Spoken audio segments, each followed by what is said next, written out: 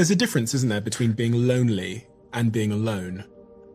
Because being alone is one thing, but the state of loneliness feels like it's a slightly different proposition. Well, it's the difference between you feel very unhappy that you're not connecting to other people. We're a social animal, right? Mm-hmm. And you feel like people don't like you, they don't respect you, that you can't interact with them on a level that's meaningful. Whereas the feeling of being alone for me, wow, I don't have to be around ugly, idiotic people. I can just be by myself. I can read a good book. I don't have to interact with people whose ideas I don't like. I can just be myself and be as weird as I want. Wow, what a relief. I'm so happy being alone. Now, I'm not like that all the time. It would be terrible. But sometimes I do feel that way. And that's the difference. And that's a good thing. I remember once I was on an airplane and I saw a young woman who was by herself, and I could sense that it was driving her crazy, and she had to use her phone to never feel alone, right? Even in the middle when we're flying over the ocean, she had to somehow connect onto the internet and be sending emails and texts and anything. And I got this kind of desperation in her, this intuition, this feeling that being alone was just horrifying for her, and I think that's not a good thing. I think it's a terrible thing. So yes, isolation is bad. You need to be, you're a social animal. You're meant to be around other people. But if you can't be alone, you can't ever figure out what makes you different and what makes you unique. So you have to be able to play both sides of the game. To listen to that voice. Yeah. Inside, to turn inwards. It is hard to turn inwards when you never have moments of solitude, I guess. When you said you were suicidal in your earlier years. Yeah. What lifted you out of that state? Well, I had a girlfriend who was very understanding, who helped me a lot. So I wasn't completely alone. And then a little tiny voice inside of me was saying, you have interesting thoughts. You're a strange person, Robert. I've always been strange. I never was like other people, and even in high school, I was always something off about me, which could be made me lonely, which could make me be a problem.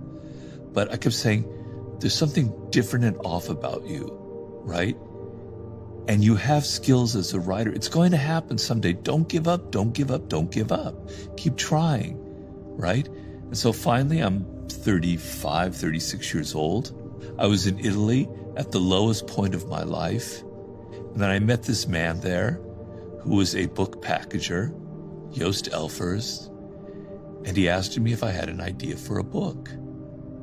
And suddenly, I almost get emotional just thinking about it. Everything just shifted inside of me. It's like, yeah, I could write a nonfiction book. And I just improvised what would turn into the 48 Laws of Power. He got so excited. He said, I will pay you to write the I forget what the word is, to sell it, and then I'll pay you to live while you write it. And so suddenly it went from darkness to light because I had a purpose. And all of my misery, I could take all of the bad bosses I had, all of the horrible psychotic bosses who were so stupid and so political and so manipulative. And I could go, wow, I've got all this material to write the 48 Laws of Power. All my worst experiences can go into this book. It all has purpose for it. I'm not saying that's going to happen to everybody, but I was literally at that moment before it happened, pretty much near rock bottom. And I asked my wife, what would have happened if this didn't turn out? Would I have committed suicide? Would if I'd gone the same path and done some hack job, I'd probably be incredibly overweight and alcoholic, and I might have already died of a heart attack. Or maybe I would have found my way to something else, but it was a really, really low point in my life. Purpose. Yeah. It's crazy how it can lift you out of darkness. It can turn the lights on. Yeah. It's just so unbelievably hard to find for so many people. I mean, you're not going to find it in your bedroom necessarily, sat there thinking. But opportunities come. You just have to be ready for them. So I had this opportunity that came to me. And you might say, well, that's lucky. That's never going to happen to me. But it will happen to you. You're just not ready for it. You're just not recognizing it. Some person will cross your path that can lift you out of what you're doing, who can connect you. But you're not paying attention. You're not ready for it. You don't think you deserve it. So there is opportunity every day of the week. It's around you is what I'm trying to say. There's so many studies, and there was one on TV by, I think it was Darren Brown, the illusionist, that show certain types of people are pessimistic towards opportunity. And when you do studies and there's one particular study where they have a newspaper and they give it to one group of people who I think are pessimists and one group of people that are optimists. And the researchers say, when you find the £100 voucher or $100 voucher, just come back to us. And what happens is they scroll through the newspaper and the pessimists never find it. But on the first page of the newspaper, it says, stop, go to the researchers now, you've won $100. The optimists find it. And Darren Brown did a similar thing, the illusionist, in the street, where he put, I think it was like a £50 or $100 note in the middle of the street as they were walking down the street. And the optimists find it, they see it, but the pessimists just walk right past it.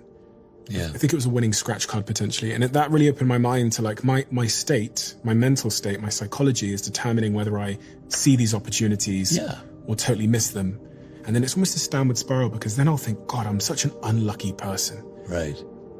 Without realizing that I'm playing a really important role in creating my own fortune or misfortune. Right. Yeah, I have a chapter in Laws of Human Nature about the nature of your attitude creates your circumstances, which is sort of the same thing you're saying, which is there are two kinds of attitudes that I talk about. One is an attitude that's closing, that's constrictive, that's narrow, and there's one that's expansive and open. You could call that pessimistic and optimistic. But the closed attitude is you're only seeing life through this narrow little spectrum where everything is bad, people don't like you, there's hostility all around you.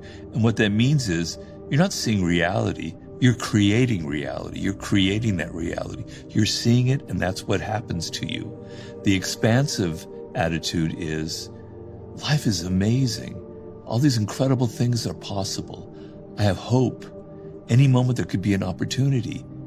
And that's not reality either, but you're going to create that reality by feeling that way and seizing an opportunity, the smallest crumb of an opportunity. You're going to create those good circumstances. So by your attitude, you create the bad things that happen to you in life.